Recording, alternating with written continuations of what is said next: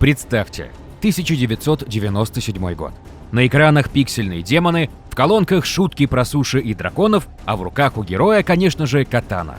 Это Shadow Warrior. Шутер, где смешались все восточные стереотипы, мистика, технологии, черный юмор и безумный взрывной экшен. В те времена игра стала крепким нишевым шутером, но стать суперхитом не вышло. Слишком уж провокационно и старомодно в плане технологий. Ло Ванг, главный герой, был карикатурой, этаким братаном Дюка Нюкема из Азии. Но фанаты обожали его за дерзость. Рубить врагов катаной под плоские шутки — это же круто! Прошли годы. В 2013-м серию реанимировали. И тут началась магия. Ребут не стал слепым клоном оригинала. Вместо стереотипов — глубина. Ло Ванг превратился в саркастичного воина с трагическим прошлым. Юмор остался, но без токсичного привкуса. Игроки были в восторге. Тут тебе и комбо из выстрелов с ударами меча, и прокачка, и демоны, которых можно резать и еще всячески уничтожать, получая звезды сюрикенов за стиль и скорость. Дальше Shadow Warrior 2. Тут разработчики зашли с козырей, взяли лут из Diablo, добавили кооп и неоновые джунгли. Получился микс из безумия и свободы, как если бы азиатский Джон Уик решил поиграть в Borderlands. Но фанаты зароптали. Где сюжет? Shadow Warrior 3. Франшиза снова сменила кожу. Вместо открытых миров — бешеная линейность в духе Doom Eternal. Паркур, арены, боссы размером с небоскреб. Критики сказали коротковато, но игра выделяется стилем. Вот так серия Shadow Warrior и балансирует 25 лет. То ныряет в прошлое, то прыгает в будущее. Но главное, не теряет суть. Сегодня в нашей экскурсии мы поговорим обо всех частях этой примечательной франшизы, самых важных дополнениях, истории создания и авторах оригинального шутера из 1997 года и ребута серии. Добро пожаловать в Музей игровой индустрии на канале Virgin Wizard Studio. Сценарий для вас с самурайской решимостью подготовил Сергей Корначев. А озвучил ваш постоянный гид-сенсей Штигли. Ставьте свои мощные лайки, подписывайтесь на канал и не забывайте о поддержке на Бусти и приятного вам просмотра.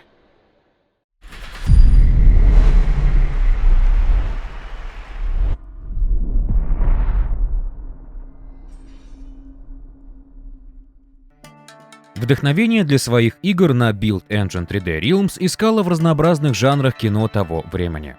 Duke Nukem 3D была пародией на те самые боевики из 90-х и в какой-то степени на научную фантастику.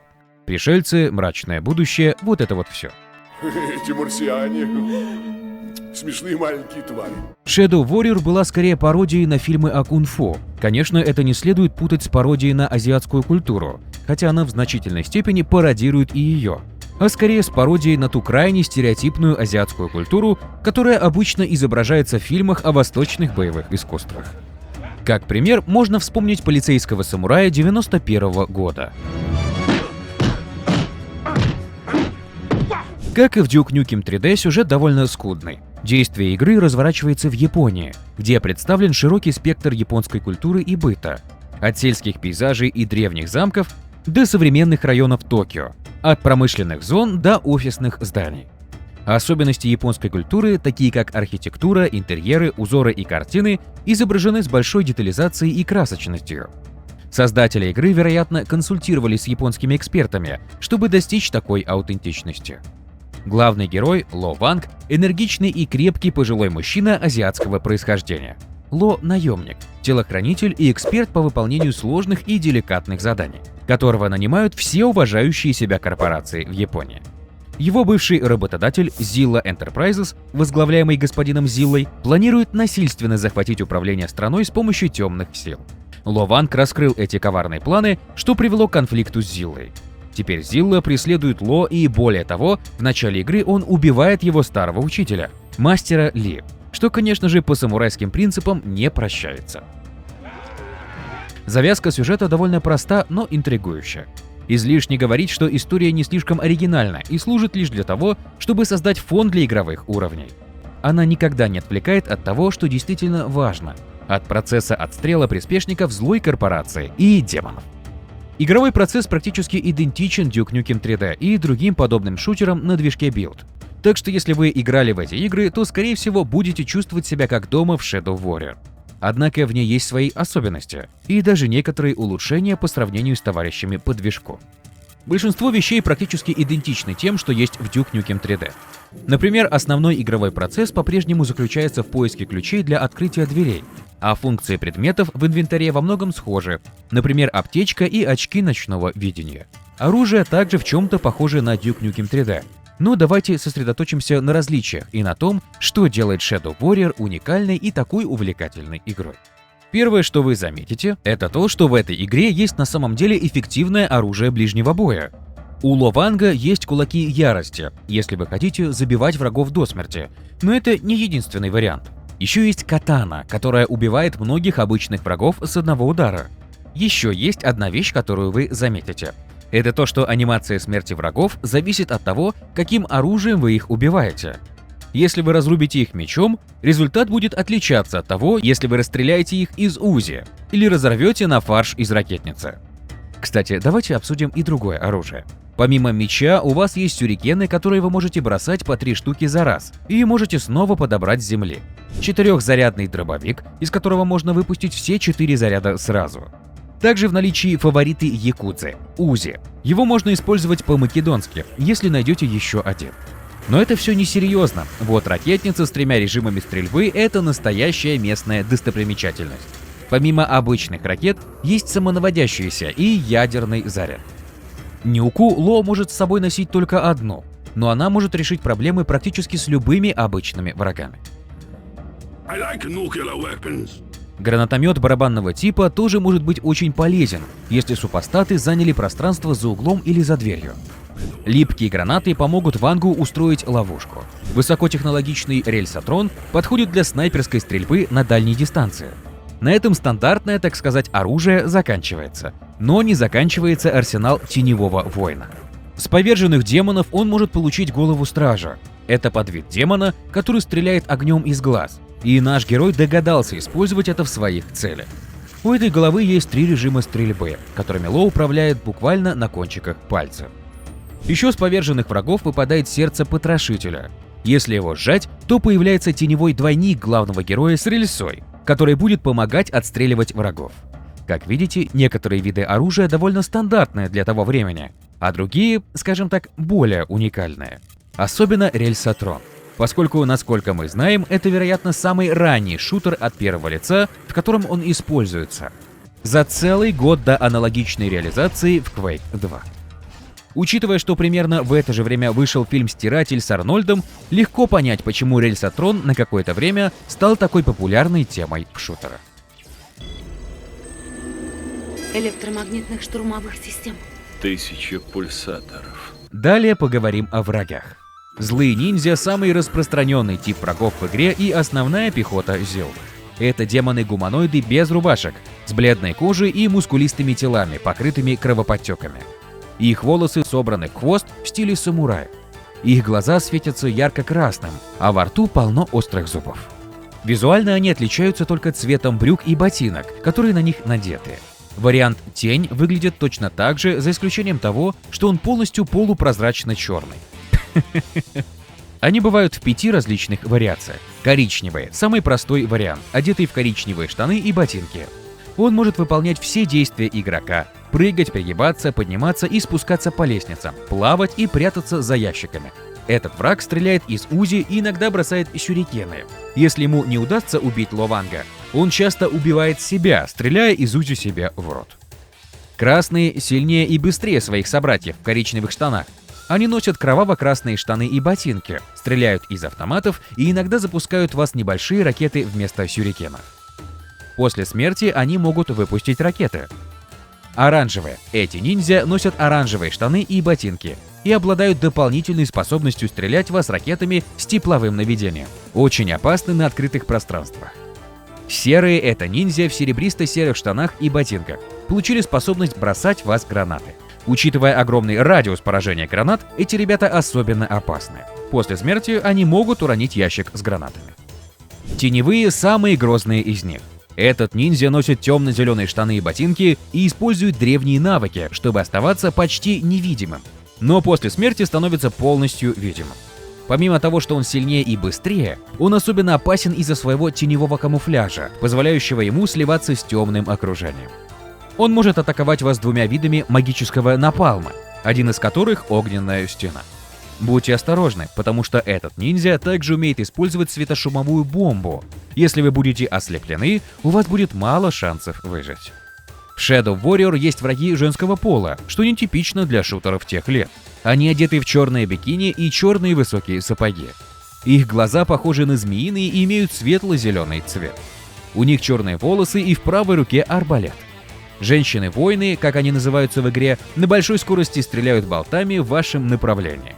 От них можно уклоняться. Они также могут бросать в вас липкие мины, оставляя опасные участки уровня даже после смерти. Опасны после смерти и азиатские рабочие нежить кули. А кули они так опасны?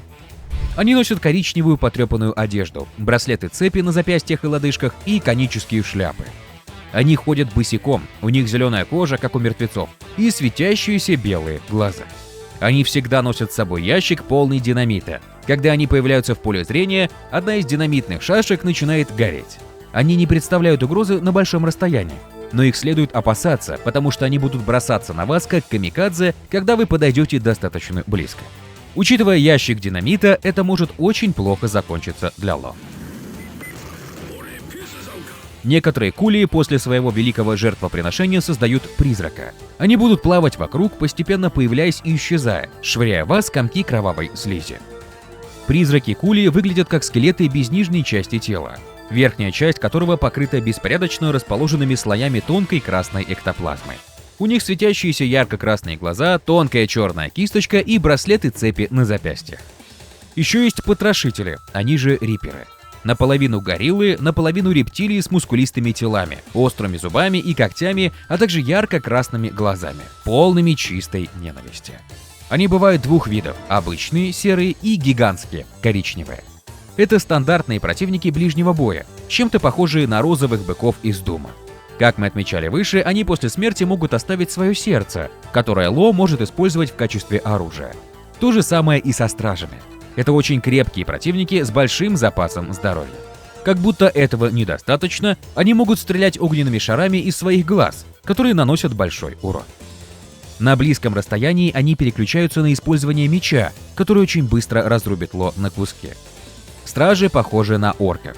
Зеленая кожа, крупная нижняя челюсть. Их правая рука в броне. Как и у других врагов, их глаза светятся ярко-красным. Также из противников стоит отметить акул Коэ с красными плавниками и проклятые головы, очень похожие на черепки из Дум. Теперь перейдем к боссам. Первый из них — это гигантский борец сумо. Одна только его масса нанесет Ло урон, когда он будет топать по земле, посылая в сторону героя ударные волны. Также он умеет оставлять скопление ядовитого зеленого газа, проще говоря, мощно пердеть. Существует также более слабый, меньший вариант, который ведет себя точно так же, как босс сумо. Когда эти маленькие сумо умирают, они пукают и выделяют зеленый газ, из-за чего опасно даже проходить мимо их трупов. Следующих двух боссов Ло встретит только на последнем уровне. Первый из них — бог-змея. Это четырехрукая антропоморфная рептилия, творение самого Зиллы. Она может выпускать разрушительные энергетические заряды из своих глаз, а при атаке создает круг из взрывающихся проклятых голов. Эти головы бросятся на Лована, чтобы защитить своего хозяина. После победы над ним герой наконец сможет отомстить за учителя главе злой корпорации, а именно Зилле. Разумеется, босс высокотехнологичной корпорации не мог выйти на бой на своих двоих. Он сражается с героем в огромном роботизированном костюме, а-ля Вольтрон из Power Rangers. Мы слышали, что в японской культуре есть специальное слово для обозначения подобных роботов. Подскажите в комментариях. После тяжелой битвы Ло Вану удается победить главгада, но прежде чем он успевает прикончить его, Зилла сбегает. Задел на сиквел, ну или дополнение. Как мы говорили выше, в Shadow Warrior впервые появились транспортные средства в игре на движке Build. Когда транспортное средство турель оказывается на уровне, вы наносите внушительный урон и можете как давить врагов, так и расстреливать их. Иногда транспортное средство или турель ломаются, и вам приходится чинить их с помощью ремонтного комплекта. Также они присутствуют не на всех уровнях. Кстати, о них. Команда разработчиков Shadow Warrior была по сути той же командой, которая работала над Duke Nukem, так что неудивительно, что качество дизайна довольно высокое. Интересно, что большинство уровней Shadow Warrior происходит в реалистичных локациях, и лишь несколько уровней посвящены чему-то фантастическому. В этой игре есть что-то такое в наборе локаций, что делает ее более правдоподобной, чем остальные, и поэтому она немного лучше запоминается. Например, есть уровень на вилле, железнодорожной станции, бане или аэропорту. В игре есть немало так называемых платформерных участков, где нужно прыгать с блока на блок, и они могут вызвать некоторые трудности из-за особенностей управления. Однако создатели предусмотрели вид от третьего лица, который включается с помощью клавиши F7. Графически Shadow Warrior выглядит довольно впечатляюще для игры на движке Build. В ней есть несколько 3D-объектов вместо спрайтов для таких вещей, как оружие, бонусы и ключи. Это достигнуто за счет использования вокселей, трехмерных объемных пикселей, для придания объектам трехмерного вида без использования полигональных 3D-моделей. Но в большинстве случаев цветовая палитра выглядит довольно коричневой и мрачной. Что действительно могло впечатлить игроков в Shadow Warrior, так это то, насколько зрелищными и громкими они были. Грохот Riot Gun, брызги пуль от УЗИ, интенсивный звук рейлган и свист меча — все это напоминает классические боевики. Определенно запомнилось, как Lo Wang произносит реплики, и хотя временами он может показаться немного раздражающе стереотипным, его манера речи делает его реплики забавными. Музыка соответствует теме и, вероятно, является первым саундтреком в игре на движке Build, использующим CD Red Book Audio, а не MIDI. По большей части она не такая запоминающаяся, как некоторые мелодии из Duke 3D, но она есть, задает настроение и придает игре азиатскую атмосферу, которая ей нужна, не мешая при этом. Эндрю Халшулт также сделал ремикс на заглавную тему для издания Classic Redux, и она звучит более энергично, чем оригинал. Большинство футажей мы взяли именно от этой версии. Примечательно, что в одну из версий саундтрека была включена специальная песня под названием Lo Wang's Rap. Она была создана из отрывков и фрагментов записей с Джоном Уильямом Голтом, актером озвучивания, сыгравшим роль Lo Wang'а. Эта песня звучала во время титров после завершения игры.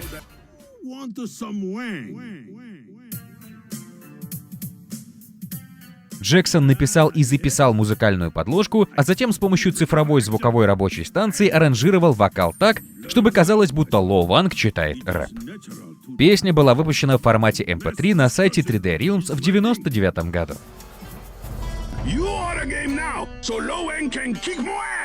Реакция на Shadow Warrior после выхода игры была неоднозначной. Пользователи и фанаты в целом дали положительные отзывы, но критики были немного строже. Тьерри Нгуyen из Computer Gaming World прокомментировал, что Shadow Warrior — это средняя игра в жанре экшен. Несмотря на некоторые улучшения в движке Build, а также хороший дизайн уровней и ИИ противников, остальная часть игры посредственная. А Суэта из Gaming Spot говорит, что в конце концов, единственное достоинство Shadow Warrior — это игровой процесс. Далее последовало несколько дополнений к Shadow Warrior, разработанных сторонними командами. Первое дополнение — Twin Dragon, выпущенное 4 июля 1998 года бесплатно. Это дополнение было разработано командами модеров Level Infinity и Wild Production. Действие происходит спустя некоторое время после событий оригинальной игры. Мы узнаем, что у Lo Wang'a есть злой брат-близнец, которого зовут Хунгло, и он собирает орду из остатков старой армии Зиллы, а наш бесстрашный ниндзя должен его остановить. Хотя в игре нет нового контента в плане врагов и оружия, финальный босс — это просто Зилла в новом обличье. У вас есть доступ к 13 уровням, созданным фанатами, которые довольно впечатляют. Далее все становится немного интересней. У второго дополнения Wanton Destruction очень странная история.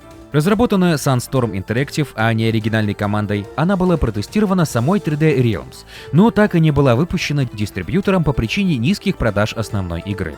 Так она и оставалась невыпущенной почти 10 лет, пока не произошло любопытное событие.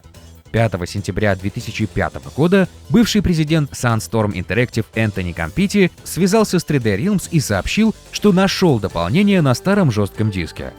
Оно было выпущено 4 дня спустя как бесплатное дополнение. Действие происходит после оригинальной игры. Ло Ванг навещает своих родных в США, когда Зила снова наносит удар, вынуждая великого ниндзя отправиться в новое путешествие. Хотя в игре не было много новых материалов, таких как оружие или механики, в ней было 12 новых уровней, и они были достаточно хорошо сделаны. Должен был выйти даже третий пакет под названием Deadly Kiss. Он должен был рассказывать о путешествии Тензи Йоки, младшей сестры Ло Ванга. Его разрабатывала Silly Soft, и в январе 1998 года были опубликованы скриншоты, но на данный момент дополнение полноценно так и не вышло.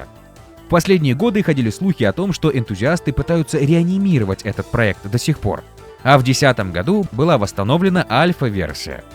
Существует фанатский проект, призванный довести кампанию до конца, наряду со многими другими фанатскими модами. По состоянию на 2017 год команда волонтеров восстановила незаконченные данные и завершает работу над ними для публикации. Есть готовые уровни, и в билд можно поиграть, однако про полноценный релиз еще ничего не слышно. Вот таким был Теневой воин 1997 года. Далее мы поговорим о создании этой игры, ее авторах и ранних прототипах, и почему игра получилась именно такой, какой мы ее знаем.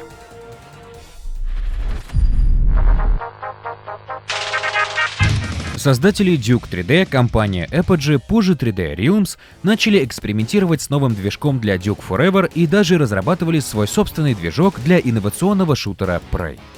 Но перед тем, как двигаться дальше, нужно выпустить последнюю 2,5D игру. Игру, которую они пытались выпустить в релиз уже как минимум 2 года. Это было рискованно, ведь к 1997 году технологии уже устарели, и Shadow Warrior было очень тяжело конкурировать с новыми играми. В итоге Ло Ванг не смог повторить успех Duke 3D. Damn, I'm looking good. Игра не стала хитом, не было разговоров о франшизе. Журналисты писали о расизме и вопиющей неполиткорректности в игре. И вообще перед релизом она много раз переделывалась. А идеи ее автора были изменены чуть более чем полностью. Думаю, с него и стоит начать. Однажды Джим Норвуд, фанат Commander Keen и автор идеи Shadow Warrior, позвонил в Apogee и попросил движок для своей игры. Сам он вспоминает знакомство с будущим 3D Realms так. В то время я занимался созданием игр сайд-скроллер. В то время это был популярный жанр. Я увидел движок Commander Keen от Apogee и был так впечатлен тем, насколько плавной была прокрутка в нем, что по наивности просто взял телефон и позвонил Скотту Миллеру из Apogee, да, в то время у SEO все еще были прямые линии, и спросил его, можно ли получить исходный код технологии прокрутки Keen. Конечно, это было не так просто, но это заставило Скотта наладить со мной контакт. Когда он узнал, что я создаю все изображения для своей игры, он заинтересовался еще больше и попросил меня прислать ему образцы растровых изображений, которые я создавал. Что ж, после этого им понравилось мое портфолио, и так я получил свою первую работу в игровой индустрии. Рисовал фоны для оригинальной игры Duke Nukem 1 с боковой прокруткой. Они даже купили мне новый компьютер для работы. Я чувствовал себя королем. Мне даже давали задания по рисованию для других игр. Так что в конце концов я все-таки получил технологию прокрутки Keen, а позже лицензировал ее для своего первого сольного игрового проекта BioMinas, в котором я также был единственным программистом, художником, дизайнером, проектировщиком уровней и звукорежиссером. Ух, это было очень весело, и я всегда с теплотой вспоминаю те дни. Но, честно говоря, это было намного больше работы, чем один человек мог бы выполнить самостоятельно, даже в те времена. В итоге Норвуд доделал свою работу до конца и выпустил BioMinas в сентябре 1993 года. Ее дата выхода почти совпала с выходом культового шутера о демонах с Марса, и следующий проект, по задумке автора, точно должен был стать шутером от первого лица. Интересная деталь, что в том же интервью, что мы цитировали ранее, Норвуд вспоминал, что его звали работать в id Software, поработать вместе над тем самым первым Думом. Однако он отказался и продолжил сотрудничать с будущими 3D Realms. Именно так он совместно с Фрэнком Мэддином, университетским другом главы компании Джона Бруссарда, начал создание трехмерного шутера про ниндзю. Самая ранняя версия представляет собой простую демонстрацию концепции, которая называется просто «Ninja». В демо-версии есть небольшое вступление и окружение в японском стиле, с бродящими вокруг ниндзя. Вы не можете ничего делать, кроме как исследовать карту и выйти из игры. Движок, похожий на Wolfenstein 3D, скорее всего был написан Джеральдом Линдси, автором движка Fast для лучших сайд-скроллеров прошлого поколения. Вот только есть нюанс. Сама демка понравилась управляющим Apogee, и концепт, и идея, но движок, наверное, нужен поновее. Свежий взгляд, так сказать.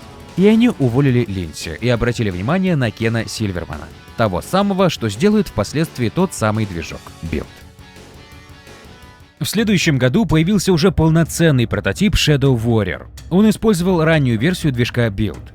В игре присутствует яркий художественный стиль средневековой Японии и своего рода система наложения заклинаний, которая не попала в финальную версию игры. Самые первые публичные скриншоты перед релизом были сделаны именно в этой сборке. В этой версии были драконы, сюрикены, катана и загадочная винтовка. Идея о ниндзя-шутере в фэнтезийном сеттинге начала обрастать деталями. В следующей версии от января 1995 года арт сменился на более темный и кровавый сеттинг. Появились демоны и какая-то нежить и призраки. Технически были использованы грубые фотоизображения рук и активного оружия от первого лица, которые еще не были очищены от артефактов. Таким образом, мы можем мельком увидеть комнату, где были сделаны снимки для анимации этой катаны или арбалет. Если присмотреться повнимательнее к анимации гранаты, то можно даже разглядеть лицо парня, который держал реквизит и делал движение. Уровни стали более проработаны, и уже проглядывался какой-никакой стиль будущей игры. Например, уже появился Узи, ставший визитной карточкой серии. Следующий прототип появился через месяц и шел уже с 4 готовыми картами и добавлял эффект ряби на воде, который также использовался в Lame Duke, публичной бета-версии Duke Nukem 3D. В сентябре того же года появилась практически полноценная демо-версия со всеми типами оружия, включая голову стража и сердце Риппера, а также некоторыми особенностями, которые потом пропадут из игры.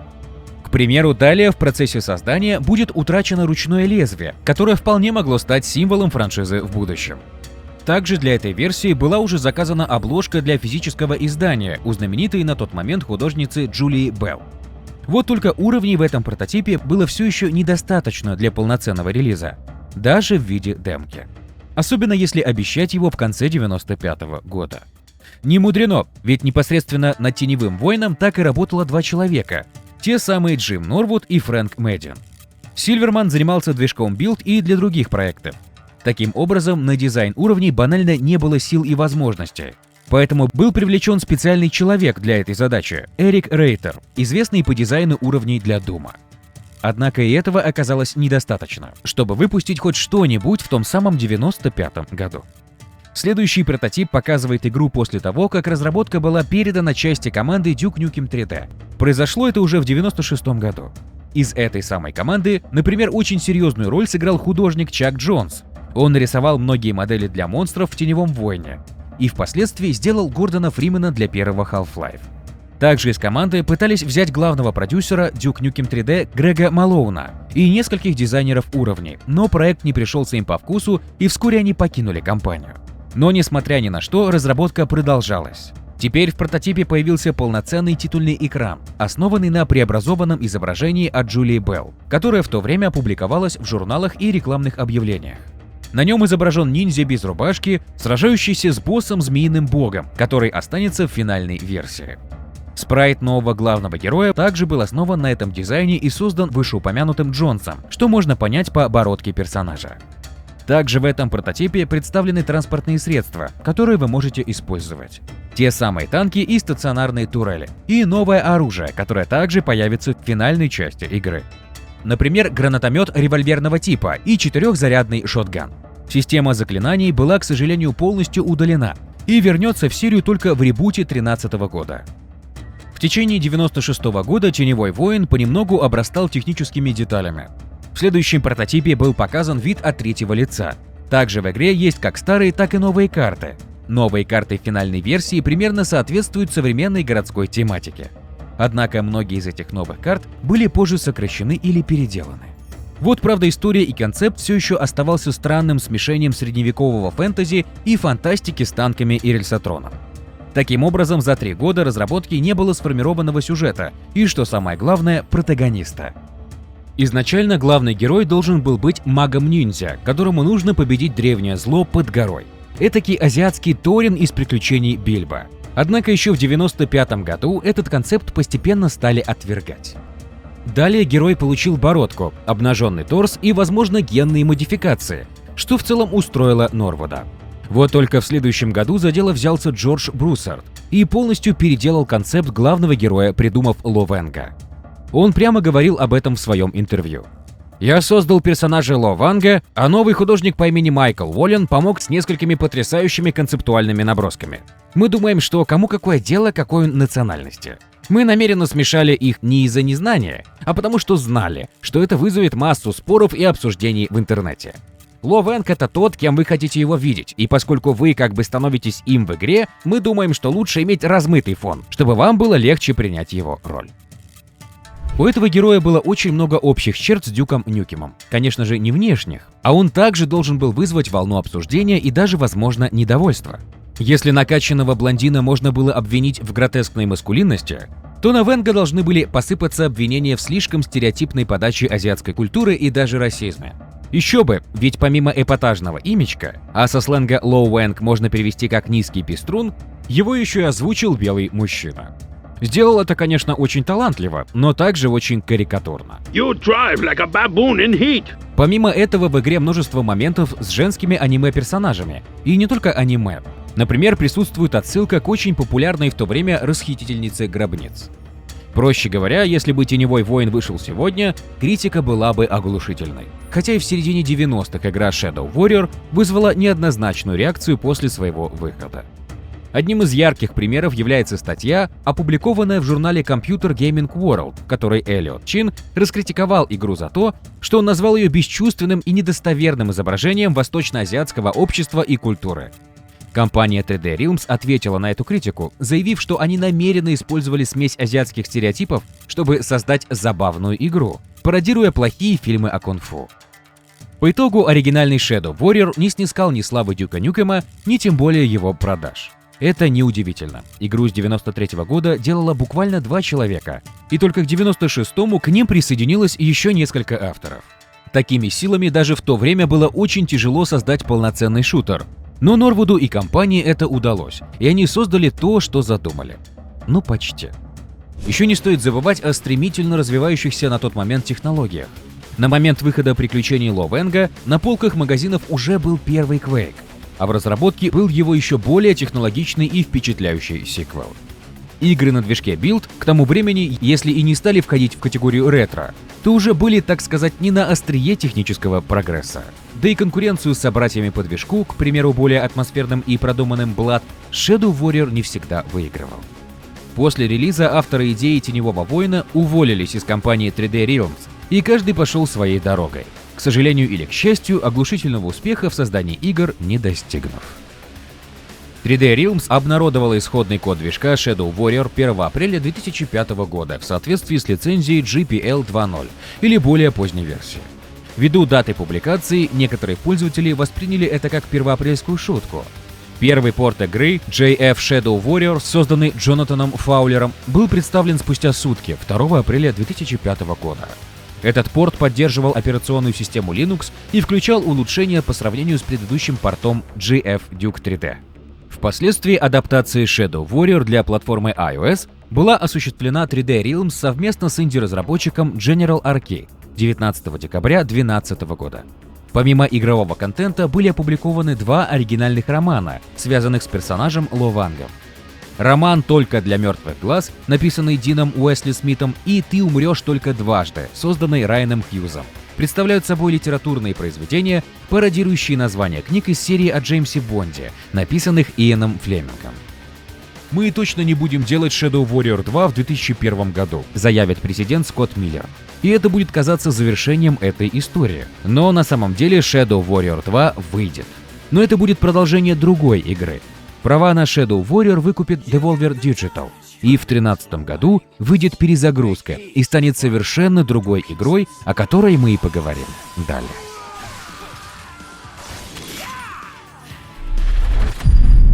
Судя по всему, издательство Devolver Digital, наиболее известное по играм про серьезного Сэма и Hotline Miami, некоторое время обсуждало с 3D Realms создание новой игры Shadow Warrior.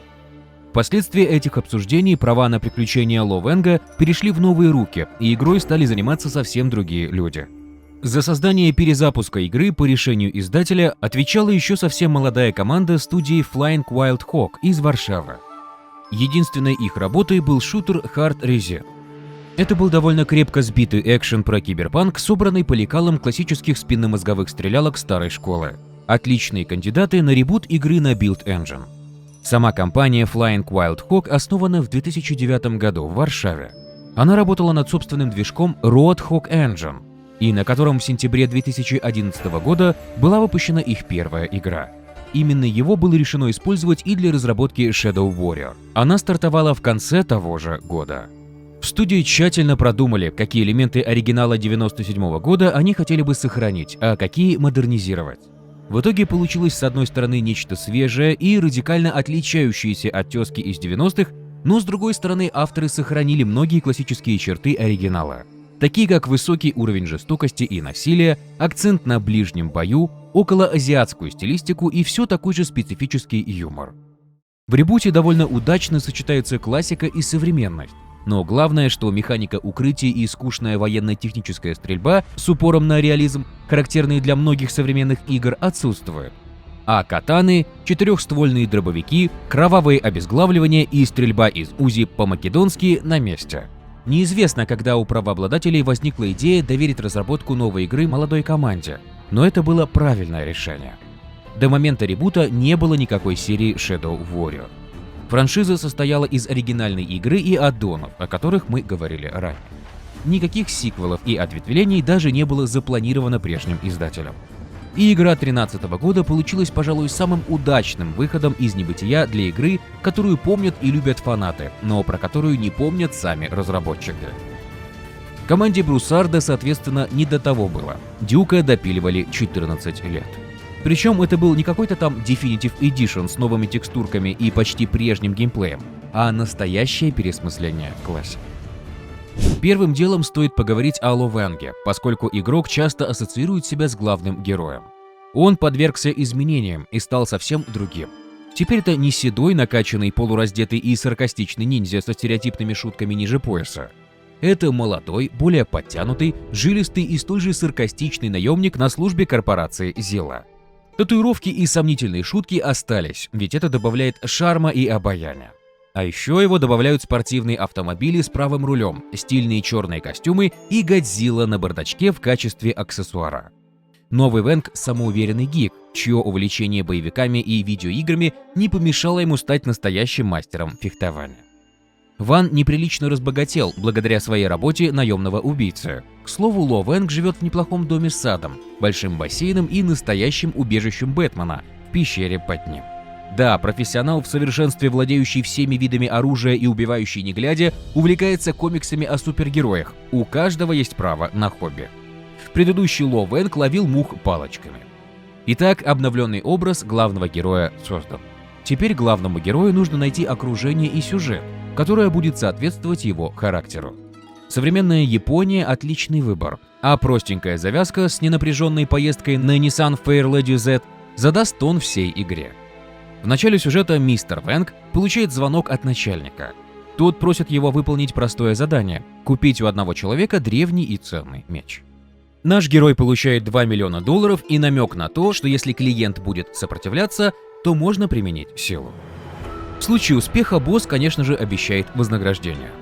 Разумеется, клиент начинает сопротивляться, и, естественно, приходится применять силу. И все бы ничего, но хозяин меча оказывается магом, или одержимым, или джедаем. Неважно, по итогу мистер Венг терпит поражение.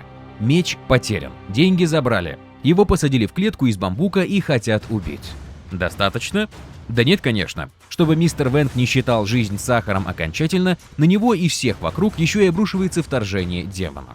Однако в этом есть плюс. Они уничтожают прихвостней загадочного мага и дают мистеру Венгу шанс сбежать. Но меча и денег все равно нет. Убежать далеко не удается, и мистер Венг истекает кровью в горящем здании, когда к нему подходит таинственный дух или демон по имени Ходжа. Он предлагает мистеру Венгу спасти его, если тот согласится на небольшой контракт. Если говорить точнее, то он вселится в его разум и даст ему магические способности, как у хозяина меча. Наш герой соглашается, не имея особого выбора. Их взаимодействие с Ходжи напоминает фильм о двух полицейских, которые расследуют исчезновение меча и постоянно спорят из-за своих противоречивых целей и подходов. Ходжи поначалу может быть довольно остроумным в своих шутках, но у него серьезная предыстория и мотивация, которая раскрывается только в конце сюжета. Поклонники оригинального Shadow Warrior наверняка будут скучать по ироничной и комичной атмосфере азиатского брата Дюк Нюкема. Ло Вэнг раньше был очень забавным, пусть и наспех придуманным персонажем. Он смеялся во время сражений, очень нехарактерным и карикатурным голосом отпускал забавные реплики и бесконечное количество шуток про член. Теперь он стал крутым антигероем, молодым и клевым парнем, который легко флиртует с женщинами и выкрикивает типичные для экшенов насмешки, пробиваясь через полчища врагов. В его персонаже стало меньше юмора или легкомыслия, а напряженная сюжетная линия с потусторонними силами и демонами, которую он проходит, кажется слегка неуместной в сравнении с оригиналом. Нет, попытка авторов модернизировать образ персонажа, который в свое время во все стороны имел политкорректность и не имел практически никакой серьезности, точно заслуживает уважения. Однако современному Ло Вэнгу немного не хватает индивидуальности, и порой даже Ходжи шутит смешнее него. У Вэнга нет настолько ярких черт, как у седовласого предшественника, а его увлечения комиксами редко упоминаются и практически не влияют на его диалоги. Лишь иногда Ходжи называет его ботаником. То же самое касается его самурайского образа жизни и кодекса чести, которые упоминаются лишь вскользь. Из-за этого Вэнг выглядит не более чем корпоративным наемником, который убивает всех на своем пути. Было бы интереснее, если бы разработчики постоянно ссылались на фильмы про кунг-фу, которые нравятся Вэнгу, или бы сделали его киборгом, как это могло случиться со старым Вэнгом. Тем более опыт создания шутера про киберпанк у разрабов был. Вместо этого изюминкой игры стали отсылки к предыдущей игре, но даже забавных диалогов с обнаженными аниме-девушками в ней нет. Дальше история развивается медленней. В отличие от предшественника, Shadow Warrior 2013 рассказывает сложную фэнтезийную историю с путешествиями между мирами, могущественными древними и японской магией. Поначалу вообще ничего из сюжета не понятно, и все его подробности и детали раскрываются постепенно, доходя до кульминации в концовке. История хорошо подана, как с помощью синематиков, так и анимированными роликами, а самое важное, она отлично справляется со своей задачей. Так сказать, не перетягивает одеяло на себя, а создает отличный фон и мотивацию для отстрела и нарезания демона. Сразу после просмотра сцены с поездкой на Ниссане вы быстро знакомитесь с одной из главных фишек игры – фехтованием в Shadow Warrior. Эта игра, конечно, ни разу не симулятор боя на мечах, но для шутера ближний бой тут очень полезный, зрелищный и кровавый. Сначала у вас есть только два типа атаки, но позже вы сможете разблокировать более интересные специальные приемы. Ну, как в файтингах. Причем забавно, что Вэнг будет использовать их после того, как вы дважды нажмете на нужные стрелочки направления и кнопку атаки. Буквально назад-назад удар, как в Mortal Kombat, только в шутере. Разработчики ввели небольшой RPG-элемент, чтобы внести разнообразие в этот шутер. Вы можете отдельно улучшать владение катаной, различные параметры, магию и оружие. Все это за разную валюту, которую вы собираете в процессе игры разными способами. Начнем с прокачки ближнего боя. Всего есть 3 дополнительных удара катаной. Названы они в азиатской стилистике и прокачиваются на специальном экране за очки кармы, которые вы получаете за удачные удары по противникам и собираете на карте. Первый из них — это Разделитель Небес. Целенаправленный лобовой удар катаной с применением энергии Ки уничтожит всех противников, кроме самых сильных. Это самый первый навык, который вы разблокируете и который необходим для уничтожения святилищ Тентоки и получения очков для прокачки магии, о которой мы поговорим ниже. Второй — Железный Круг. Эта вращающаяся атака по площади направляет Ки в круговое движение, и мастер может поразить всех противников, окружающих его. Вэнг не может двигаться, пока она действует. Третий, самый продвинутый — Крыло Журавля. Позволяет атаковать катаной на расстоянии, генерируя волну энергии, которая распространяется от практикующего. Наличие такого быстрого и мощного оружия ближнего боя, как катана, кажется привлекательным, но возникает вопрос о необходимости Разделителя Небес в бою.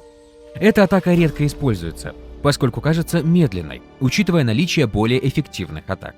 Однако проблема усугубляется необходимостью дважды нажимать на клавиши со стрелками для ввода специальных атак. В разгар ожесточенного боя дважды нажимать на клавиши со стрелками не слишком удобно, так как это занимает много времени по меркам шутера от первого лица. Это делает игрока неподвижным на долю секунды, что очень нежелательно в играх, где мобильность играет ключевую роль, ведь надо уклоняться от вражеских атак. Система получилась довольно оригинальной, но требует привыкания. Также стоит упомянуть, что у вас есть рывок, позволяющий быстро приблизиться к врагам, уклониться от атак в бок или отступить. На сленге такое движение часто называют английским словом dash. Эта система есть и в их прошлой игре Hard Reset Reduce.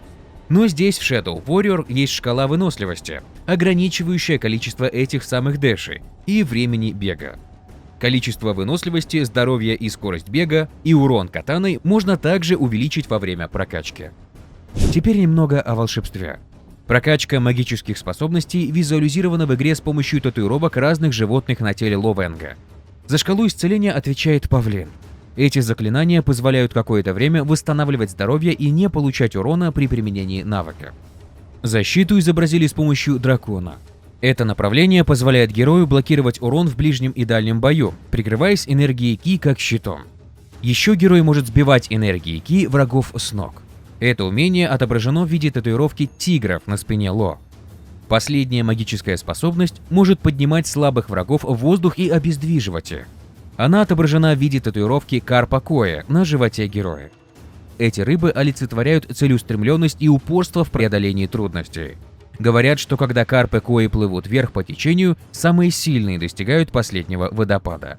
Там они превращаются в водяных драконов. В Shadow Warrior в вашем арсенале будет помимо катаны, на которую, кстати, можно выбирать разные скины, еще и мощное оружие дальнего боя. Не всегда огнестрельное. Мало того, вы будете находить на локациях деньги для улучшения этого самого оружия. Начнем по порядку с местного револьвера Тосаину тип 13. Эта модель названа в честь самой крупной породы собак в Японии – Тосаину. Это разновидность мастифа, крупная, внушительная, упрямая и волевая собака, запрещенная во многих странах из-за своей репутации злобной. Хотя название оружия вымышленное, Type 13 имеет много общего с револьвером Чипарино и Mateba Model 6 Unica. Этот ствол не настолько мощный, как револьвер из Half-Life, но имеет очень хорошую точность и отлично подходит для хедшотов низших демонов. Имеет 4 улучшения для повышения точности, емкости магазина, скорострельности и альтернативного огня в стиле вестерн. Далее идет пистолет-пулемет ZP-1, выполняет роль УЗИ из оригинальной Shadow Warrior. Самый дорогой апгрейд также отсылает к прошлой игре и позволяет стрелять из этого оружия по-македонски. Согласно описанию, Zilla Industries была вынуждена прекратить производство этого оружия после того, как проиграла судебный процесс немецкой компании, производящей оборонную продукцию. Скорее всего, это была Heckler & Koch, поскольку оружие явно основано на модели HKMP-7. За следующим оружием наш герой возвращается в свою бэт-пещеру по ходу сюжета. Это арбалет Мамуши Type 14. Стреляет разрывными стрелами и наносит хороший урон за выстрел. Система «Высокое напряжение» увеличивает урон, наносимый арбалетом, до 4 раз за выстрел, а улучшение «Липкие бомбы» превращает до 3 стрел в липкие мины, которые можно использовать для установки ловушек для приближающихся врагов. Арбалет назван в честь ядовитой японской гадюки Мамуси, и это единственное оружие подобного типа во всей серии.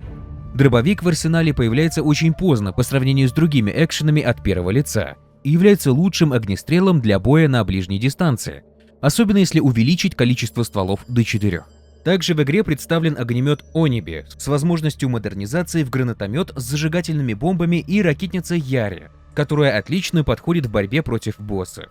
Чтобы получить классическую голову стража в ребуте, нужно взять отдельный перк, и теперь у нее только один режим стрельбы вместо 3 из игры 97 года. И последним оружием является также знакомое старым фанатам сердце. Оно выпадает из младших демонов и кроликов-демонов. Эффект сердец также был изменен. Теперь они убивают младших демонов и оглушают более сильно. Вы можете иметь у себя только одно сердце демона в любой момент времени.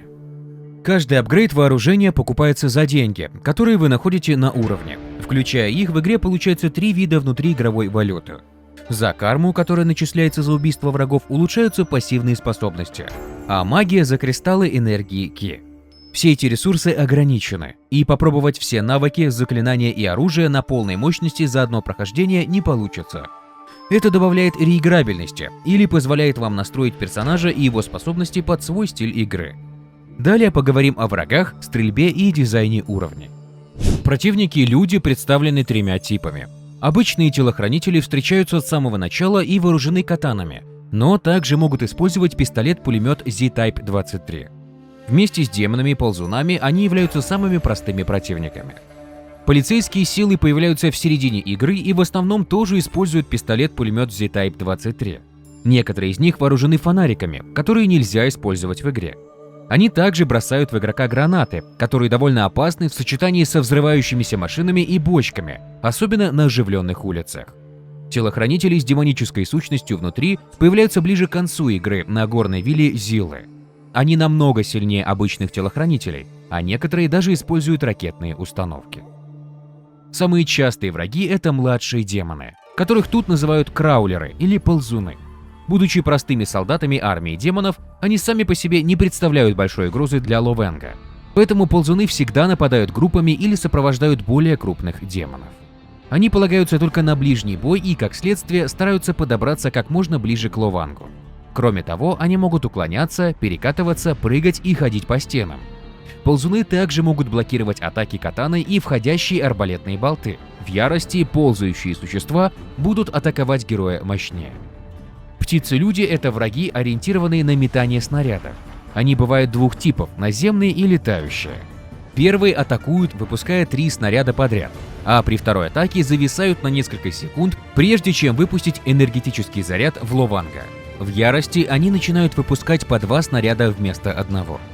Летающие типы обычно остаются в воздухе, держась на безопасном расстоянии от атак Лованга, и стреляют в него огненными шарами. В ярости они сворачиваются в клубок и летят вниз к герою, после чего взрываются. Как и ползуны, птицы-люди появляются большими группами и сопровождают демонов побольше. Например, щитоносцев. Они защищены от входящего урона и вооружены копьями. Пока их щит цел, они применяют дальнобойные атаки против героя. Когда он разрушен, то они переходят в ближний бой. В ярости они становятся намного сильнее и наносят больше урона, но скорость их передвижения остается прежней. Обычно они появляются группами, по 5 особей, и в более поздних главах сопровождают других низших демонов. Внешне они похожи на традиционных японских демонов Они. У него 4 рога и длинные собачьи клыки. Щитоносцы носят пояс, ожерелье из бусин и меховые штаны. Еще одни небольшие, но опасные враги — это варперши. Это женщины-демоны с белыми волосами и желтыми светящимися глазами. Они без верха и в самодельных штанах. Они бывают двух типов, с 2 катанами и сюрикеном. Берсеркеры — одни из самых сильных врагов, встречающихся в игре. Они обладают огромным запасом здоровья и могут противостоять большому количеству урона. Единственное место, которое может быть повреждено на теле берсеркера, это красные гнойнички на его спине. Его основная атака — это рывок в ближний бой, и если берсеркер не врезается в стену, он может продолжать атаку. Он использует атаку АОЕ, если Лованг приближается к нему. Берсеркеры обычно появляются парами по 2, что делает схватки с ними действительно сложными. Местные демоны-камикадзе высокие, худощавые, с 2 длинными рогами на голове. На их спинах образовались зеленые пустулы, а изо рта торчит длинный язык. Кажется, что в области живота у них формируется миниатюрный детеныш. Матери используют самоубийственные атаки, подбираясь как можно ближе к Ловангу, а затем взрываясь, что наносит большой урон. Шаман в соломенной шляпе. Еще один тип опасных врагов. Его основная способность — призывать скелетов, похожих на ползунов. Также он может стрелять огненными шарами, которые испускают ядовитый дым, наносящий урон с течением времени, а также обладает способностью оглушения, которая имеет большой радиус действия. Он также может создать вокруг себя защитный пузырь, который останавливает любой входящий урон, но при этом заряжает энергией несколько скелетов, которых вы должны убить, прежде чем пузырь исчезнет. Шаманы обычно сопровождают других сильных демонов, что делает встречу с ними по-настоящему опасными. Военачальники большие, мускулистые и красные. У них есть 2 рога, один из которых немного меньше другого. Рядом с их ртами есть 2 нароста, похожих на челюсти. Военачальники носят с собой огромный топор и клинок. Они носят самодельную броню, привязанную к ним веревками. В ближнем бою они используют сокрушительные атаки по площади, а на расстоянии выпускают ряд огненных шаров. Если Лованг находится слишком далеко, военачальник может оглушить его и притянуть к себе. Кроме того, военачальник может заставить 2 ближних к нему врагов впасть в ярость. С перком «Охотник за головами» у вас есть шанс получить голову, которую можно использовать в качестве оружия. Далее пару слов о боссах. Первый из них — Гозу. У него красная кожа с темно-красными татуировками на груди. Из его головы торчат два маленьких рога. Он носит синие штаны, перевязанные веревкой. Он ходит с большим топором, а на левой руке у него синяя перчатка. Его боевые доспехи громоздкие, с красными трещинами, идущими по всему телу. В них и нужно стрелять, чтобы вскрыть защиту и открыть его уязвимые части. Его шлем сделан в форме быка, и он ходит с огромным топором. Следующий босс, Мезу, отличается от предыдущего более высокой скоростью и полетом. Его боевые доспехи синие с золотом. Его шлем похож на конскую голову с полумесяцем на макушке. У него темные крылья и копыта. Его оружие – гигантский яри. Механика боя очень похожа на предыдущего босса, та же арена и уязвимые зоны. В бою с ним очень помогает заклинание защиты. Изначально битва с финальным боссом Зилой в Shadow Warrior 2013 не была включена в версию для ПК и присутствовала только в версиях для PS4 и Xbox One. Позже она была добавлена и в версию для ПК. Shadow Warrior — единственная часть, в которой вы сражаетесь непосредственно с Зилой, а не с его управляемым роботом, до выхода Shadow Warrior 2. В перезапуске Зилы используют демонические силы, чтобы помочь ему в битве с Лованом. Он может телепортироваться, атаковать с помощью земляных волн и двигаться очень быстро. Если он теряет достаточно здоровья, Зила может исцелить себя до полного восстановления. Это делает его уязвимым для атак Лованга.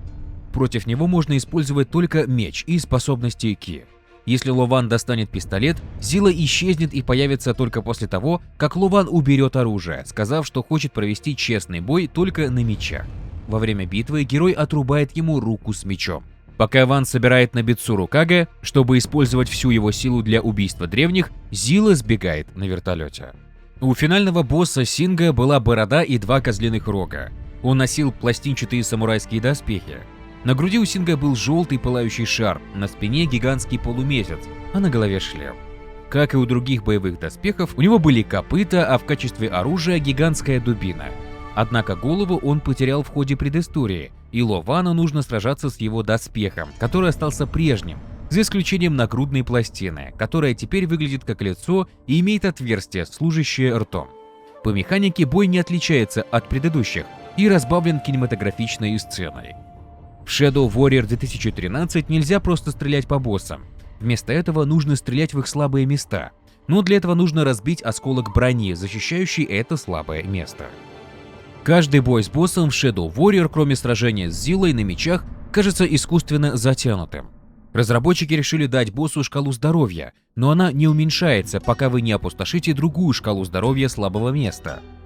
Таким образом создается ощущение, что у боссов в игре несколько фаз, как у Аластера в первом Painkiller. Но местным сражениям немного не хватает разнообразия и динамики. Один из обозревателей подмечал ту же самую проблему и в Hard Reset. Все это разнообразие способностей, оружия, противников и боссов создает не просто спинномозговой шутер а-ля Серьезный Сэм, а довольно оригинальный восточный боевик на несколько вечеров. Shadow Warrior предлагает полноценный одиночный режим, и этим он похож на шутер от первого лица в стиле старой школы. Колоритная атмосфера, брутальность и разнообразие возможностей, которую студия Flying Wild Hog создали в этой игре, одновременно отсылает к классике 1997 года и дает свежий, более серьезный взгляд на нее. Так сказать, второе дыхание. Уровни очень красочные и придают игре особый колорит, и при этом достаточно разнообразные. Есть и древние замки, и узкие улочки городов, и индустриальный ландшафт порта, и потусторонний мир. Игра меняет фон для сражений с демонами, тем самым не давая игроку заскучать. В игре используется собственный движок студии, и выглядит, и, что немаловажно, работает она для того времени просто отлично. Некоторым могут не зайти всплывающие цифры и слова, но это мелочи. Все красочно взрывается, включая ваших демонических противников, а ближний бой смотрится очень брутально. Визуальная составляющая точно удалась в этом ребуте. Некоторые обозреватели высказали претензии к дизайну уровней с игровой точки зрения. Как и в Hard Reset, в Shadow Warrior каждый уровень заполнен взрывчаткой и мусором, но при этом их расположение продумано не всегда. Это не только затрудняет передвижение игрока, но и может привести к его летальному исходу, если случайно вызвать цепную реакцию взрывов слишком близко от себя.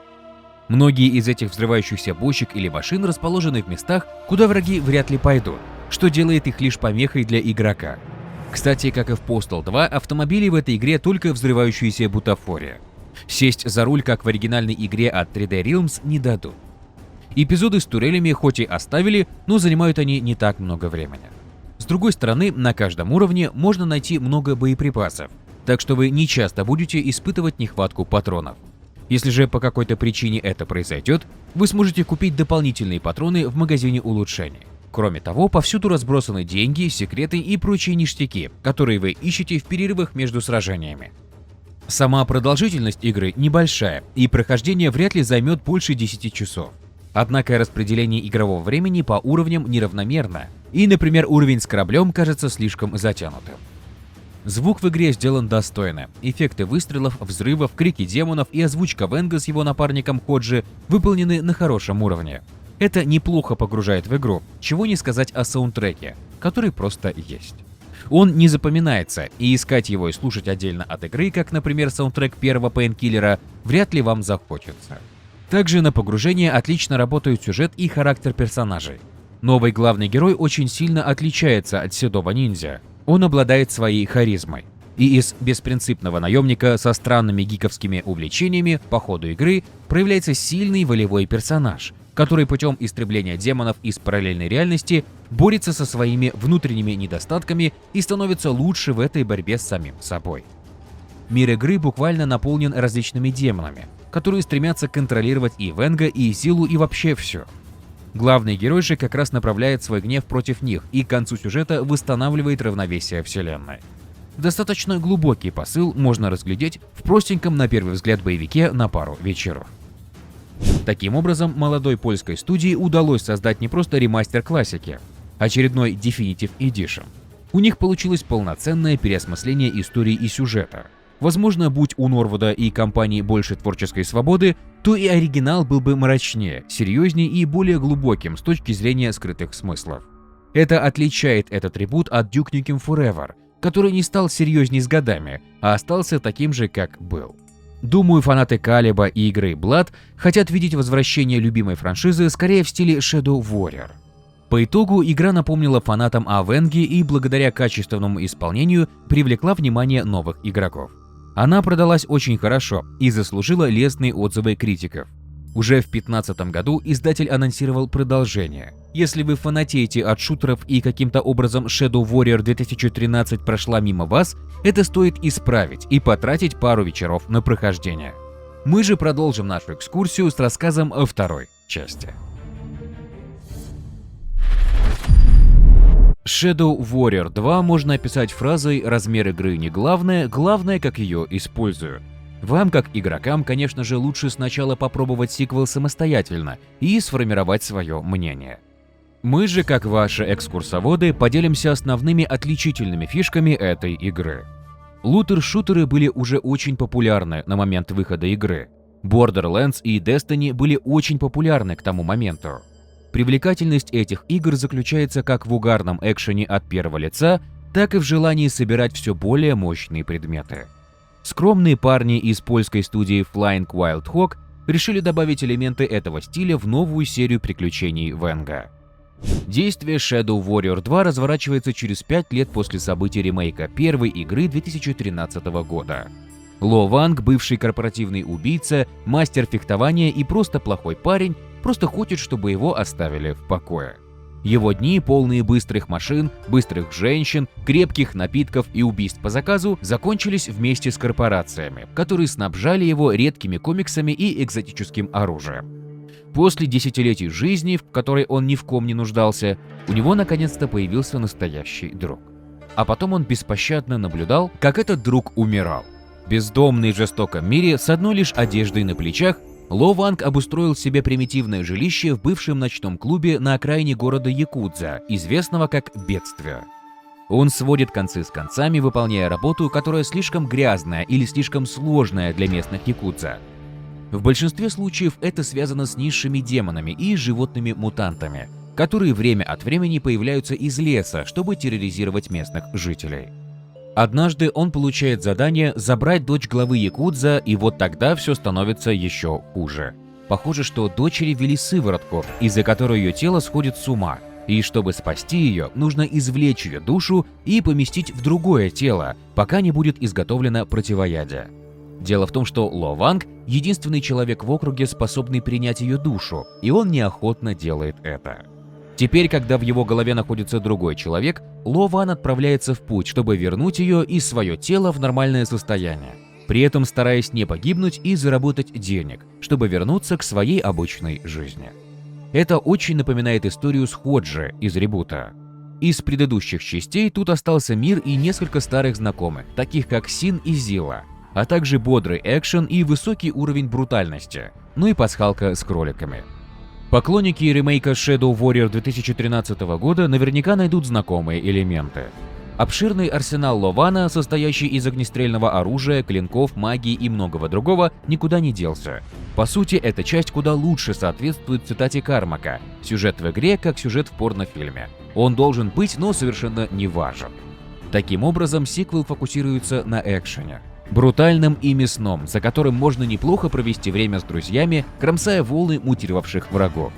Это одно из важнейших отличий от первой части – кооперативное прохождение с поддержкой до 4 игроков. Вкупе со случайной генерацией уровней это дает очень классную реиграбельность этому сиквелу. Эта игра не такая линейная, как ее предшественница. У вас есть центральная зона или так называемый хаб, где вы можете покупать оружие, улучшения и выполнять побочные задания вместе с сюжетными. Побочные задания дают больше оружия или навыков, которые помогут вам по пути, и их можно выполнять в любом порядке. Но после завершения некоторых сюжетных миссий, некоторые побочные задания станут недоступны. С помощью карты вы можете выбрать, какую область вы хотите посетить, чтобы выполнить задание или просто побродить. Каждый раз, когда вы посещаете локацию, она генерируется случайным образом, как и ее наполнение. Поэтому каждое посещение ощущается по-разному и может предложить что-то новое. Что-то это напоминает, а именно экшен-РПГ, такие как Diablo или Path of Exile. В игре даже есть клинок с названием Blade of Exile, а некоторые зарубежные обозреватели очень активно сравнивали эти две совершенно разные по жанрам игры. Мол, так же как и в этих РПГ, вы находите различные предметы, улучшения и модификации, собирая их с падших врагов. Вы можете объединять модификации, чтобы создавать более качественные, поэтому стоит подбирать каждую, которую вы встречаете в ходе прохождения. Оружие ближнего боя по-прежнему в центре внимания. Будь то катана, бензопила или цепной меч, каждая из них может быть улучшена и позволяет использовать различные приемы. Например, вихрь, который работает так же, как навык «Железный круг» из предыдущей части. Даже на более высоких уровнях сложности всегда кажется, что безопаснее всего вбежать в самую гущу толпы, превратиться в кружащегося танцора с клинками и устроить кровавую бойню вокруг себя. Единственный недостаток в том, что многие враги — это губки, которые поглощают слишком много урона и имеют различные сопротивления. Во время прохождения один из западных обзорщиков буквально чувствовал, как его левая кнопка мыши продавливается, поскольку большинство сражений не требует стратегии, а вместо этого требует постоянных кликов. Конечно, клинки — это лишь часть экшена и один из способов прохождения. В этой игре вам каждые 20 минут или около того будут давать новое оружие. Это лутер-шутер, и пушек тут очень много, больше 70 видов, и его подробный разбор займет очень много времени. Некоторые из них содержат отсылки или игру слов в названии. Например, пистолет-пулемет Einhander и полноразмерный пулемет Zweihander отсылают к средневековым немецким мечам. Или двустволка The Doom Stick очень похожа на Boomstick, который был у Эша из «Зловещих мертвецов». В отличие от той же Borderlands, Мистер Вэнг может носить с собой до 8 типов оружия и очень быстро переключаться между ними. Это увеличивает количество вариантов решения разных боевых ситуаций. Враги варьируются от гигантских демонов до маленьких летающих дронов, и они очень разнообразны. Shadow Warrior 2 каким-то образом умудряется сделать так, что киборги, демоны и якудза с катанами кажутся частью одного и того же мира. И вам придется сражаться с этими непохожими друг на друга противниками с различными сопротивляемостями и уровнем здоровья. Хотя большинство миссий в Shadow Warrior 2 это вариации на тему «приди туда, убей всех и принеси что-то важное», разработчики из Flying Wild Hog потратили достаточно времени и сил на то, чтобы сделать разборки с толпами врагов крайне увлекательным занятием. Многие враги в Shadow Warrior 2 бросаются прямо на вас, вынуждая действовать быстро. Для противодействия этому у Вэнга есть некоторые варианты передвижения, такие как рывки и двойные прыжки, которые позволяют быстро перемещаться по местности. И вместо того, чтобы просто помогать вам избегать сложных ситуаций, эти рывки, конечно же, вносят дополнительную захватывающую динамику в местные бои. Вы можете то нападать и наносить быстрые удары клинком, или отступать и использовать оружие дальнего боя, а также различным образом комбинировать эти стили. Чем больше усилий вы вкладываете в сражение в Shadow Warrior 2, тем больше эмоций и профита вы получаете взамен. Если вы будете играть, полагаясь только на один меч, то местные боевые столкновения быстро наскучат вам. С другой стороны, если вы замените удар катаны на сокрушительный залп из дробовика или меткий выстрел из лука, то игра будет надоедать гораздо медленнее. Тем более, что в вашем арсенале будет достаточно инструментов для экспериментов. Почти любое оружие приятно использовать, будь то стремительный взмах похожего на глефу клинка или медленный, но разрушительный рельсотрон. В сиквеле есть бензопилы, и они в равной степени гротескны и великолепны. Этот тип оружия, на первый взгляд, мало подходит быстрому и стремительному ниндзя-воину теней. Но это отличный способ разнообразить и без того крайне нестандартный для шутера местный ближний бой. Тем более, что объединение убийств, цепочки и использование различных методов уничтожения демонов и мутантов, имеющихся в вашем распоряжении, будет вознаграждено. Стиль и скорость принесут вам очки кармы, местный аналог опыта, а значит, сделает вас гораздо более смертоносным ниндзя-воином теней. Так же, как и в предыдущей части, поначалу вы будете слишком заняты, просто пытаясь остаться в живых, чтобы обращать внимание на свой стиль. Но со временем, когда вы освоитесь в бою и научитесь распознавать модели поведения врагов, быстрота и точность станут важной частью игрового опыта. На более высоких уровнях сложности понимание того, как переключаться между дальним и ближним боем, двигаться и использовать способности, не получая урона, имеет решающее значение для вашего выживания.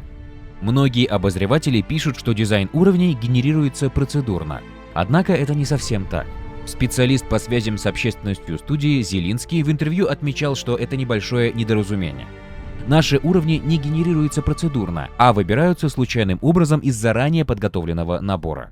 Мы хотели сохранить художественный контроль над визуальной составляющей игры, а процедурная генерация привела бы к слишком большому хаосу и была бы слишком непредсказуемой. Поэтому мы прибегнули к рандомизации. Мы подготовили определенное количество вариантов уровней, и при загрузке игры они выбираются случайным образом. Кроме того, мы также случайным образом выбираем некоторые части заранее подготовленных уровней, так что даже если вы увидите знакомую обстановку, будьте уверены, что вас ждут сюрпризы. В конце концов, каждый раз, когда вы будете проходить игру, ваш опыт будет уникальным. Местная сложность хорошо сочетается с уровнем челленджа, а все уровни приятно и полезно использовать. Компания Flying Wild Hog явно вложила время и силы в создание уровней, противников, оружия и баланса. А это значит, что она делает то, что многие другие игры только обещают. Каждый раз, когда вы играете, вы действительно получаете удовольствие.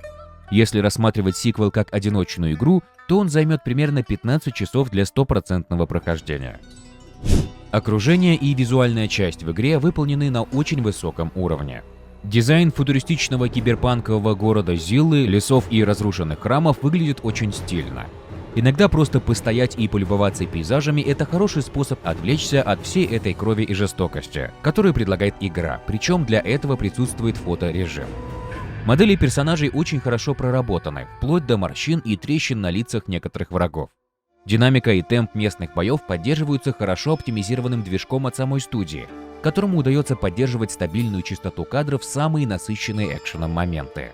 Благодаря этому сражения с группами врагов проходят в бешеном и быстром темпе, но картинка никак не страдает от этого. Еще один плюсик в карму польской студии. В интервью один из программистов говорил о работе с движком. Мы полностью переработали почти все его части, от оптимизации для использования нескольких ядер процессора до нового рендеринга на основе физики. Вас ждет огромный скачок по сравнению с нашей предыдущей игрой Shadow Warrior. Изменений много, поэтому я упомяну лишь некоторые из них. У нас новый продвинутый рендеринг с объемным освещением, реалистичными материалами и погодными эффектами. Движок теперь поддерживает сгенерированные и открытые уровни. ИИ научился перемещаться и сражаться на более вертикальных уровнях. Например, враги могут прыгать с крыши на крышу. И последнее, но не менее важное.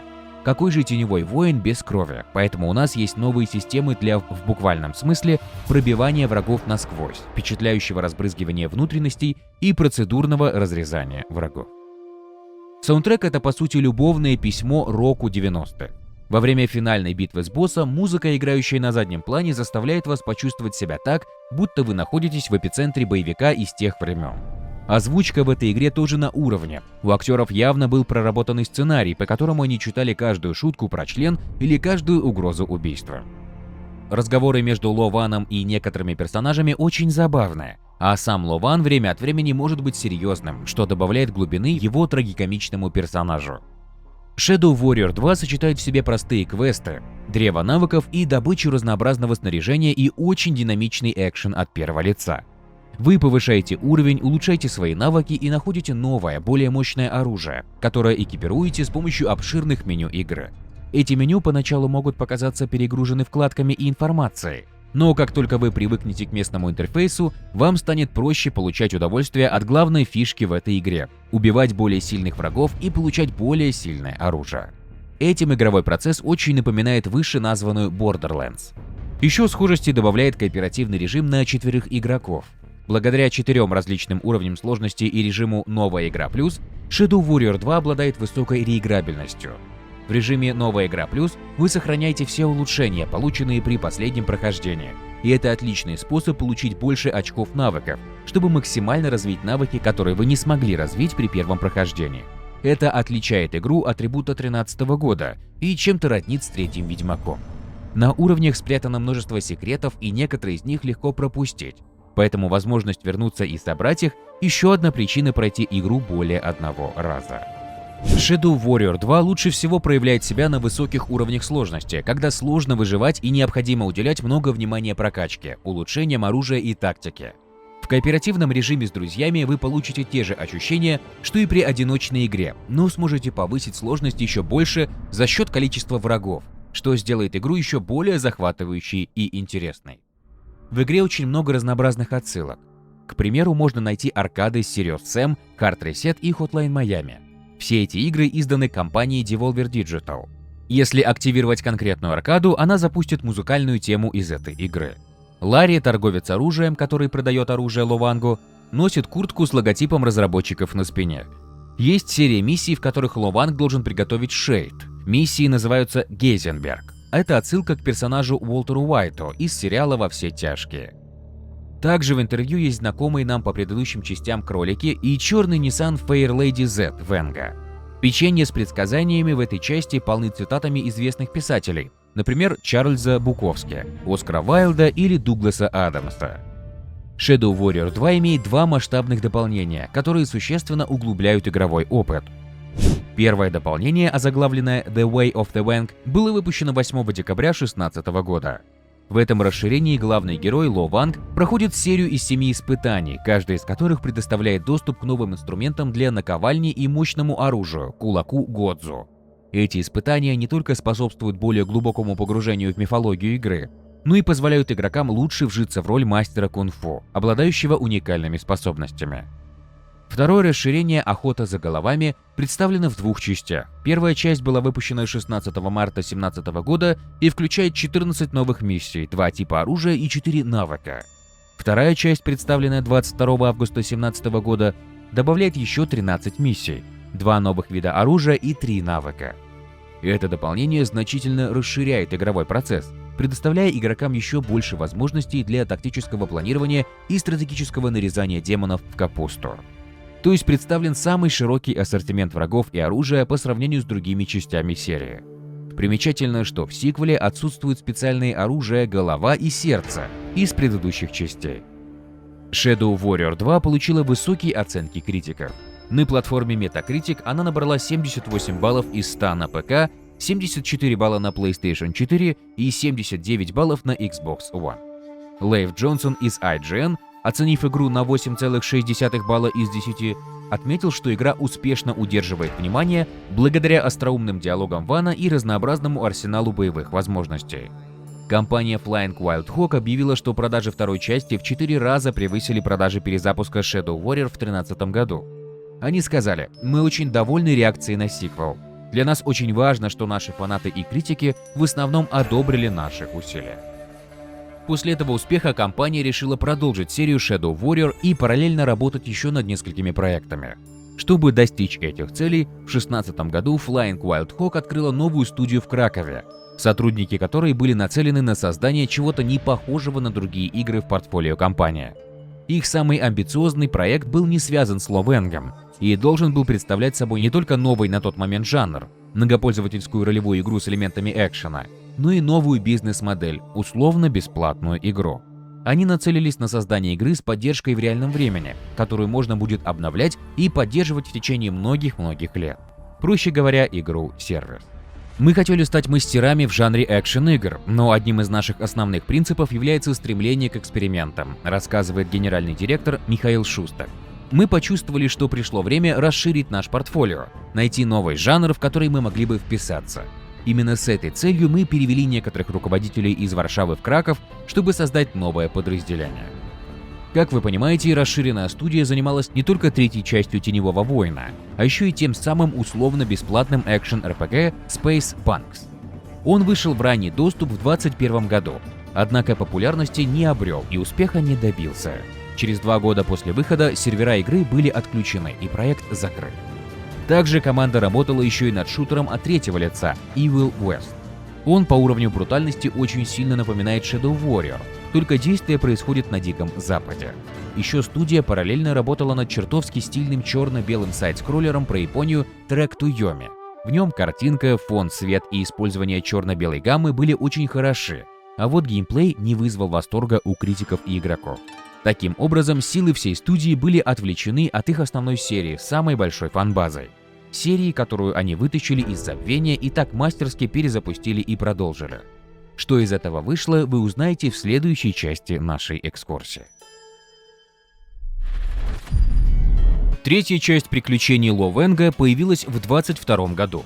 С момента выхода предыдущей части прошло более 5 лет, и разработчики активно учитывали опыт предыдущих частей франшизы в создании последней на данный момент части. По словам одного из них, они внимательно изучили классическую Shadow Warrior и поняли, что когда идет работа с франшизой, у которой есть какое-то наследие, то нужно использовать определенные ингредиенты, без которых эта самая франшиза не может существовать. Таким образом, они поняли, какую историю хотят рассказать в этой игре, какие игровые функции реализовать, и, учитывая это, приняли решение, что линейный сюжет и акцент на одиночном приключении будут лучшим подходом в создании триквела. Так и вышло. История построена в соответствии с новой линейной структурой игры.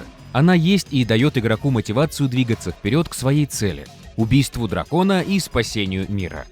Сценарист игры Алекс Сайнач в интервью отмечал, что самым полезным при работе с более линейной структурой игры было управление динамикой сюжета и эмоциональным откликом, который они хотели получить от игроков. Мы действительно хотели рассказать историю, которая трогает до глубины души и находит отклик. Конечно, это не будет серьезная драма в стиле HBO. Это не тот тон, который мы хотели задать. Но контроль над самыми важными моментами сюжета определенно помог нам создать более динамичное и впечатляющее повествование. Возможно, стоит добавить, что мы также перешли от камер от первого лица в наших катсценах к более свободному обзору, чтобы добавить больше физической комедии, мимику Лована и так далее, что в конечном итоге помогло нам создать сцены с более сильным эмоциональным воздействием. Стоит отметить, что Вэнг в этой части переживает своеобразный кризис среднего возраста и пытается исправить свои собственные ошибки. Объединиться с прошлым соперником Зиллой, вернуть собственную идентичность, мир спасти. Однако все эти детали нужно еще успеть разглядеть за слоем саркастичного юмора во время безумного экшена. С тех пор, как в начале 2012 года компания Flying Wild Hog начала работать над перезапуском франшизы, сценаристы приложили немало усилий, чтобы представить Лована в образе молодого чудаковатого гика, помешанного на поп-культуре, который считает шутки своей вербальной суперспособностью. What's with the hairdo? Is that a snake on your head, or are you just happy to see me? В третьей части он таким и остался, что порадует любителей его юмора. У Flying Wild Hog получился ультрабыстрый, емкий, яркий и оптимизированный турбо-шутер на 1 или 2 вечера. В одном из интервью команда подчеркивала, что главной целью было создать самую динамичную и визуально потрясающую линейную кампанию, которую когда-либо разрабатывала наша студия. Однако более высокое качество означало, что нам нужно было быть особенно внимательными к количеству создаваемого контента и учитывать, оказывает ли все, что мы делаем, значимое влияние на общее впечатление. Проще говоря, в игре меньше блужданий, чтобы добавить несколько дополнительных минут к игровому времени. и больше экшена, независимо от того, находитесь ли вы в гуще напряженного сражения или в середине прохождения паркурного сегмента, которые мы также хотели сделать более динамичными, используя преимущества более разнообразных вариантов передвижения Лованга, чем в предыдущих играх. Один из создателей игры, Павел Ковалевский, отмечал, что в основной части добавилось вертикальности, как в геймплейном плане, так и в свете развития главного протагониста. Когда мы придумали эту переосмысленную версию Лована, азиатского героя, использующего меч, мы всегда представляли его как ниндзя. Вот почему мы добавили в первую игру рывок, который в то время не был очень популярен. Но он был очень полезен в бою и соответствовал характеру персонажа. В Shadow Warrior 2 мы знали, что хотим добавить в игру некоторые элементы, поэтому мы добавили двойные прыжки, воздушные рывки, прыжки со стены на стену, прыжки с одной крыши на другую. Для Shadow Warrior 3 мы начали думать о том, какие функции можно добавить, чтобы подарить игрокам незабываемые впечатления от игры за ниндзя. Поэтому мы снова открыли ящик с различными идеями, которые появились у нас во время разработки второй части. Я помню, что во время разработки второй части мы вскользь упоминали о том, что можно бегать по стенам и использовать крюк-кошку. Ну, теперь, когда мы знаем, что у нас есть линейная структура уровней, мы реализовали это в игре. Сами уровни состоят из нескольких арен и быстрых и динамичных переходов между ними. Никакого открытого мира, транспорта или сложно спрятанных секретов. Как и задумывали разработчики, триквел получился максимально линейным и в нем практически невозможно заблудиться. Это постоянное движение к какой-то цели, будь то машина для убийства дракона или енот с маской Ходжи. Моменты без сражений представлены в игре своеобразными паркурными секциями, где Вэнг в стиле принца Персии преодолевает различные препятствия. Из них стоит особенно отметить секцию с плотом, трэш-пандой и креативным подходом к использованию крюка-кошки в ней. Но как вызвать интерес к такому геймплею и удержать внимание игрока? Создатели отвечают на этот вопрос. Мы хотели, чтобы игра ощущалась как развлекательная площадка для ниндзя. Как будто вы попали в лунопарк для ниндзя и катаетесь на всех аттракционах. Серег, тормози меня! Тормози меня быстрее! Это удалось им за счет продуманных арен, просторных и высокоинтерактивных. Во время сражений Вэнг может бежать по стене и одновременно стрелять, использовать врагов и специальные точки для крюка-кошки и очень быстро перемещаться, а также активировать различные ловушки. Это выглядит очень динамично и эффектно и создает ощущение постоянной динамики у игрока. Чтобы эта формула работала еще эффективней, Вэнгу нужен оригинальный арсенал. В этом плане третья часть выбрала вариант «лучше-меньше да лучше». В игре представлено 7 видов оружия, каждое со своим индивидуальным набором улучшений. Все они в том или ином виде уже встречались в предыдущих играх серии. Некоторые, как, например, револьвер, пистолеты-пулеметы и дробовик, он же Riot Gun, очень похожи на своих классических предшественников и выполняют похожие функции на поле боя. В этой части у Вэнга нет ракетницы, а вместо нее гранатомет с апгрейдом на самонаведение. Его арбалет из первой части претерпел самые большие изменения и теперь стреляет сюрикенами и обездвиживает врагов. Создатели хотели, чтобы игроки активно переключались между разными типами оружия и подбирали лучшее под ситуацию на поле сражения, а не под конкретных врагов. Так они описывали идею рельсотрона в игре. Это очень мощное оружие, и нам нужно некоторое время заряжать его, прежде чем вы сможете выстрелить. Однако, если вы во что-то попадете, то нанесете огромный урон. Так что это хорошее оружие против крупных врагов. Но оно также эффективно благодаря своей пробивной способности, так что оно также хорошо подходит для борьбы с мелкими врагами, бегущими на вас в ряд. Одним выстрелом вы можете уничтожить сразу несколько врагов. Отдельно следует отметить катану как визитную карточку серии.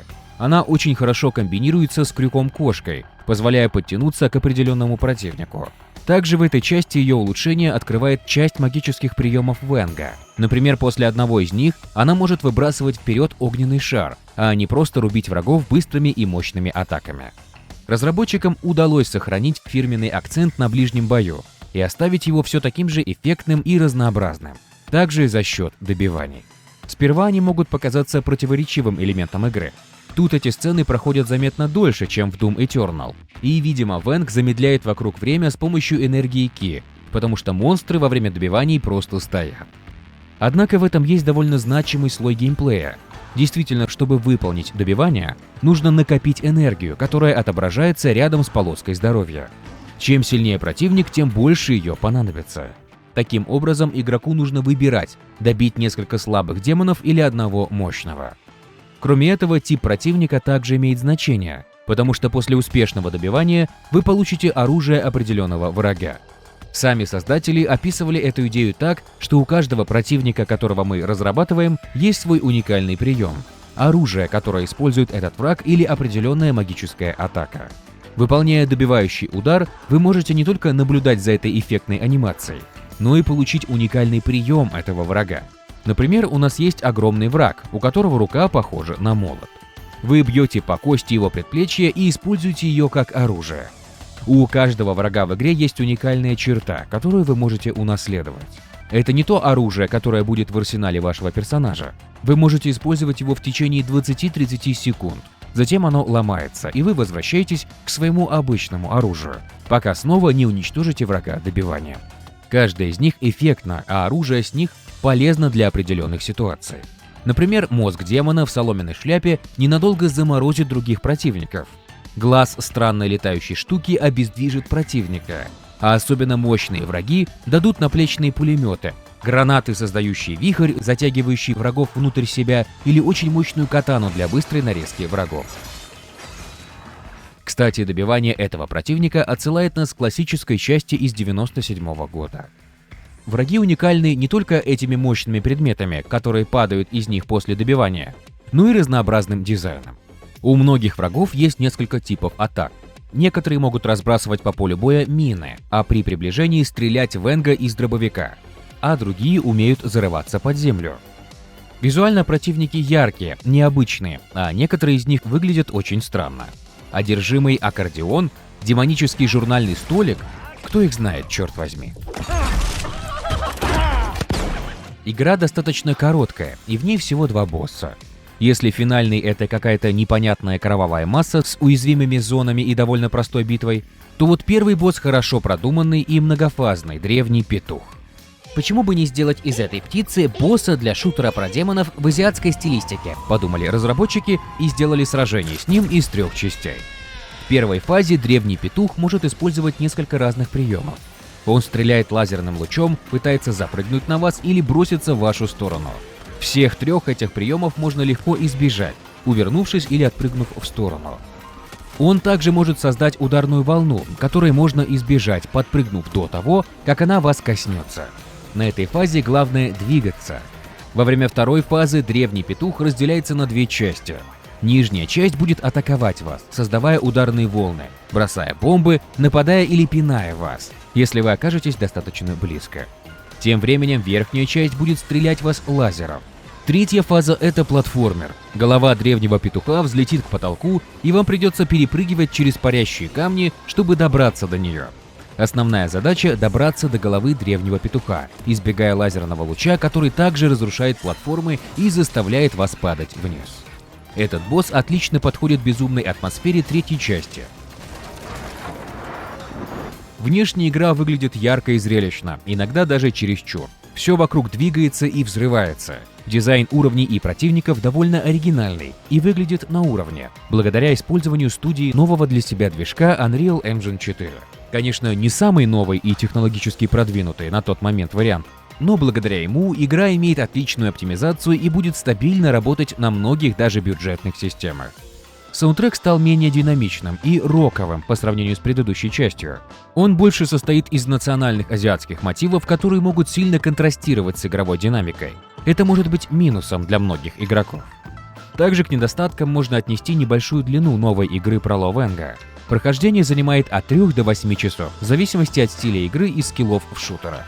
Также отсутствует мультиплеер, поэтому реиграбельность — это точно не сильная сторона третьего Воина Теней. Этот момент немного сглаживает наличие героического режима, игры с ограничением на количество смертей.